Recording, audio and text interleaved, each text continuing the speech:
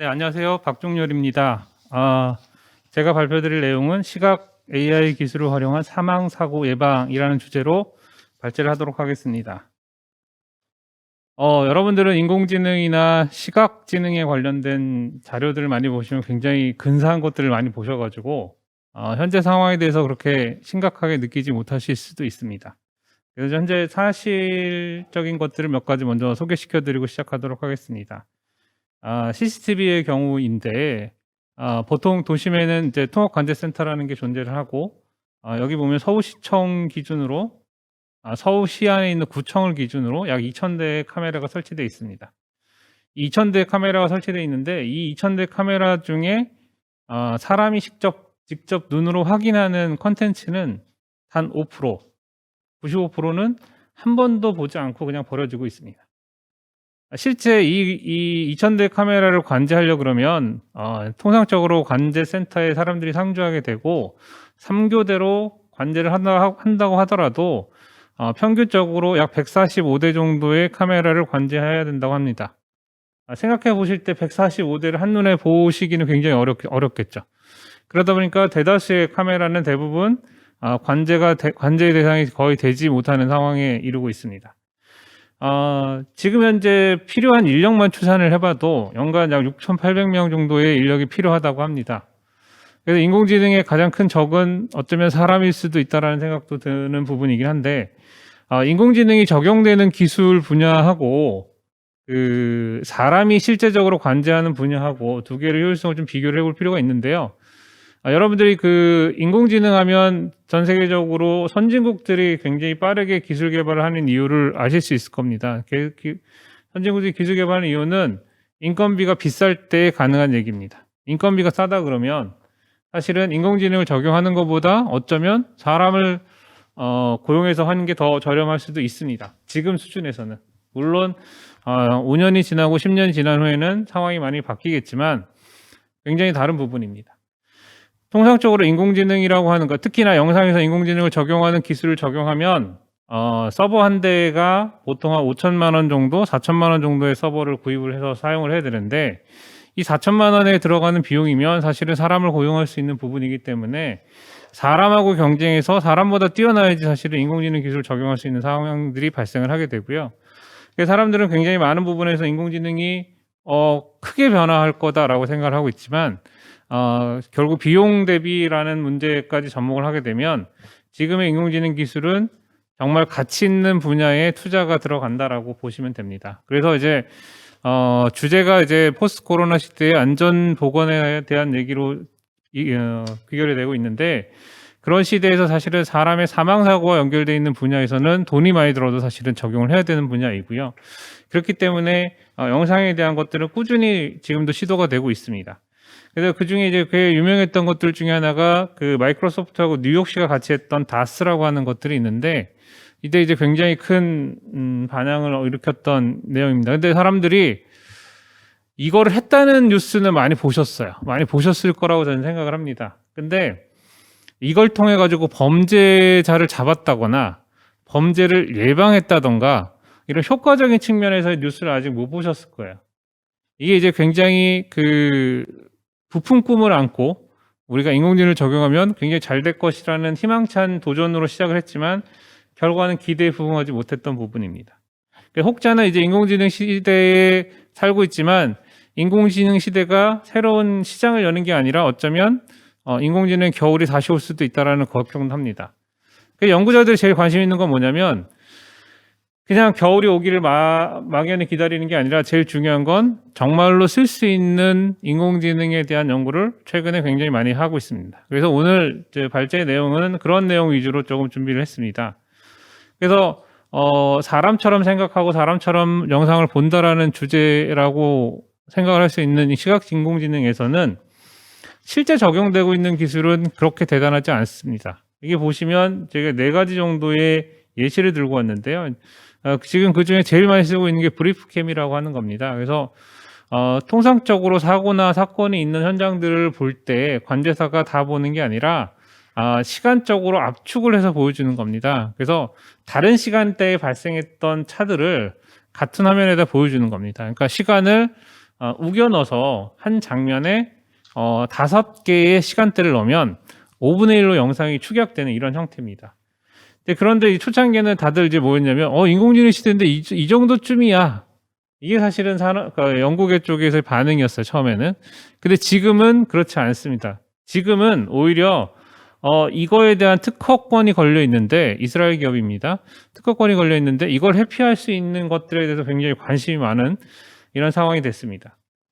또 하나는 보시면 이제 그 IBM의 케이스인데, IBM 케이스도 이제 완벽하게 사람을 모사하는 건 굉장히 어려우니까 그럼 그렇게 하지 말고 사건이 날 만한 무슨 얘기냐면, 도로에 자동차가 오랫동안 서 있다라고 하는 가정을 해오고, 이런 상황이 되면 위험한 상황이 발생할 수도 있다, 이런 가정을 하고 가는 거죠. 어떻게 보면 굉장히 직관적인 부분인데 이렇게 접근하기 시작을 합니다. 그래서 사실은 지금 조금 더 가까워진 현실을 보여주고 있는 거죠.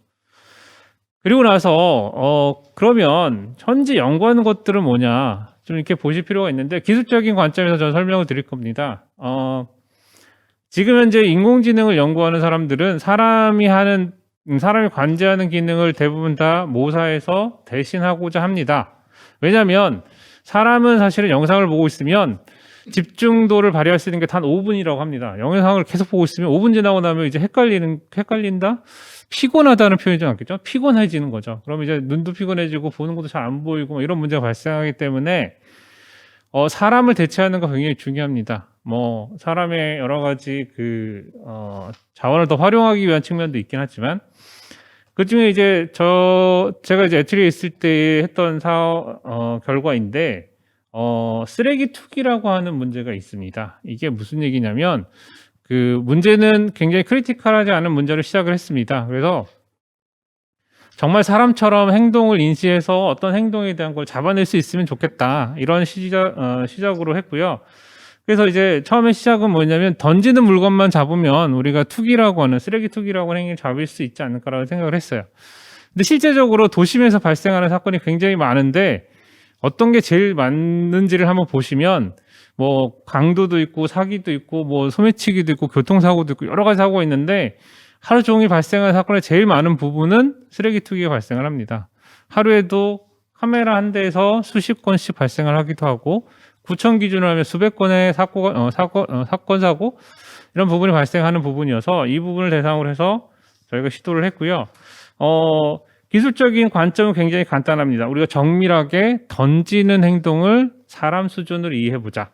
처음에는 이거를 엔드-투-엔드 러닝을 해서 딥러닝으로 돌려서 뭔가를 해볼 수 있지 않겠냐라는 생각도 했고, 쪼개서 해보는 것도 생각을 했습니다. 그래서 쪼개서 하는 거하고 두 개를 같이 시행을 했는데, 당연하게도 전자는 결과가 안 나왔고요. 그래서 저희가 그 기술을 여러 가지로 쪼개서, 그러니까 이제 저희가 얘기 드리고 가지고 뒤에 이제 다시 설명을 드릴 건데, 인공지능이라는 기술 자체를 그냥 하나의 통으로 보시기보다는 우리의 사람이 갖고 있는 여러 가지 인지 능력을 모사하는 거기 때문에 부분적으로 보셔서 그 부분의 합으로 보시는 게 훨씬 더 효과적이다는 얘기를 말씀드리고 싶습니다.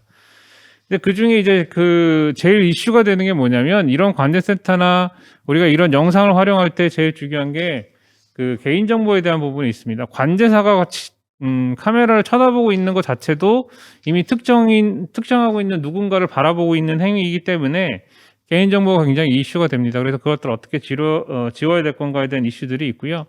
최근에는 이제 그것을 넘어서 어떤 기술적인 관점까지 가냐면, 관제센터에서 바라보는 시스템에 등장한 인물을 지우고 새로운 인물을 만듭니다. 그런데 원래 있던 그 사람과 거의 동일해 보이는 사람으로 만들어냅니다. 무슨 얘기냐면, 영상 속에 내가 나타났지만 내가 아닌 또 다른 나로 대치해서 거기 영상을 보여주는 거죠.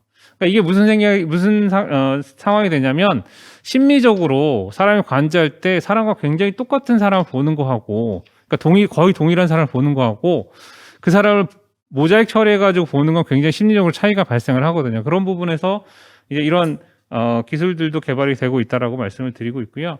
그리고 이제 인공지능을 도입하는 초기에는 보조적인 수단에서 인공지능이 굉장히 많이 쓰였어요. 그래서 그러다 보니까 볼 필요가 없는 부분들을 잘라내는 거. 그러니까 영상을 하루 종일 보고 있어도 사건이 전혀 없는 경우가 굉장히 많이 있습니다. 그럴 경우에 불필요한 경우만 다 잘라내도 전체 95% 중에 우리가 이제 95%가 안 보고 있는데 그중에 90%는 볼 필요가 없는 거다. 그러면 이제 90% 지우고 5%만 더 저희가 관제를 해주면 되는 거기 때문에 그런 부분을 초기에 저희도 개발을 했었던 거고요. 그래서 이거는 이제 행안부 쪽에서 선별적 관제라는 이름으로 전국으로 서비스가 됐던 부분이 있습니다. 그리고 근본적으로는 사실은 행동에 대한 걸 우리가 사람처럼 이해하는 게 굉장히 중요한 부분이기 때문에 우리가 미아 찾기를 하거나 주차장에 있는 특정 사고를 잡아낸다고 하는 이런 목적성이 있는 행동에 대해서 우리가 접근을 한다 그러면 영상을 적용하는 게 굉장히 좋습니다. 그리고 이제 포스트 코로나 이후에 사람들이 이제 영상에 대한 거나 비대면으로 뭔가 관제하는 거에 대해서 익숙해지기 때문에 훨씬 더 그 적용의 범위 훨씬 넓다고 얘기 드릴 수 있는데 이런 문제에 있어서 가장 큰 문제는 뭐냐면 실제적으로 이렇게 되지 않는다라는 게 문제입니다. 그러니까 사람들의 생각은 그냥 어떤 위험이나 대상이 있으면 인공지능에 학습시키고 그럼 학습시킨 대로 인공지능이 작업을 해서 사람들에게 알려줄 거다 이렇게 기대를 하시는데 실제적으로 그렇게 동작을 하지 않는다라는 거죠.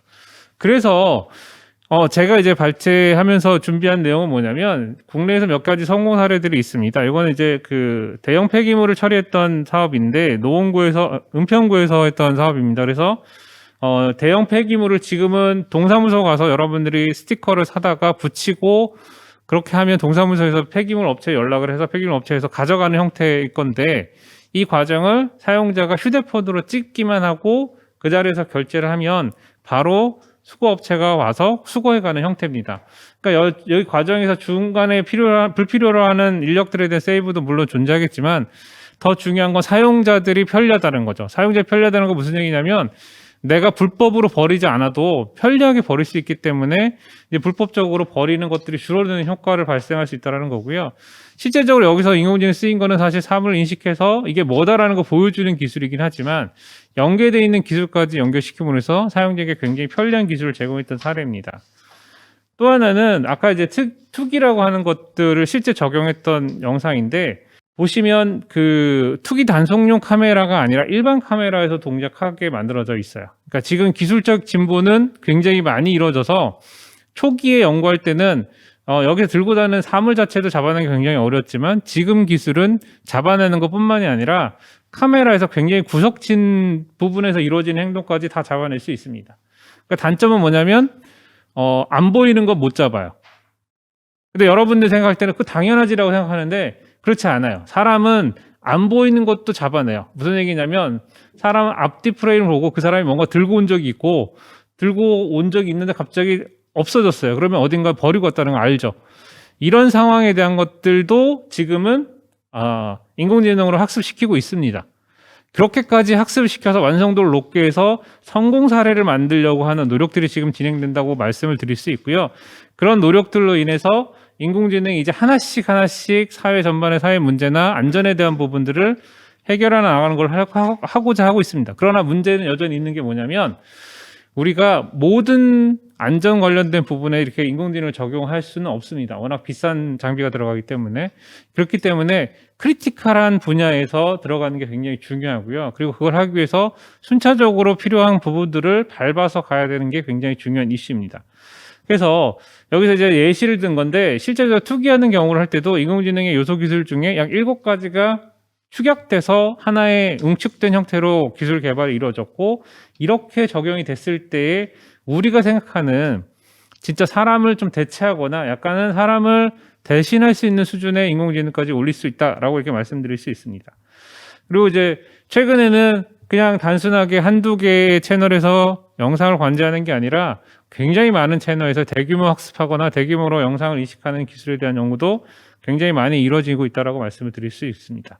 그래서 제가 발제에 나서면서 드리고 싶은 얘기는 정책적인 거나 산업적인 부분도 굉장히 중요합니다만 인공지능 기술을 적용하는 이런 분야, 그러니까 기술적인 분야에서도 여러분들이 고려해 주실 게 있습니다. 뭐냐면 첫 번째, 그냥 문제만 제기하는 게 중요하지 않습니다. 문제를 해결하기 위해서는 단계별로 거쳐야 되는 것들이 있기 때문에 문제를 파악하고 파악한 문제를 해결하기 위해서 거쳐야 될 단계들에 대한 준비가 필요하고 그 준비를 통해서 우리가 얻고자 하는 거 얻을 수 있는지를 명확하게 확인할 때 실제적으로 적용할 수 있는 서비스 시나리오를 만들 수 있다라고 말씀드릴 수 있습니다. 그래서 앞에서 보여드린 것처럼 이런 7가지 요소 기술을 접목해서 만들어진 기술이 여러분들이 이제 중요시하는 문제, 제가 이제 계속 요청받고 있는 것들 중에 하나는 중장비 사고나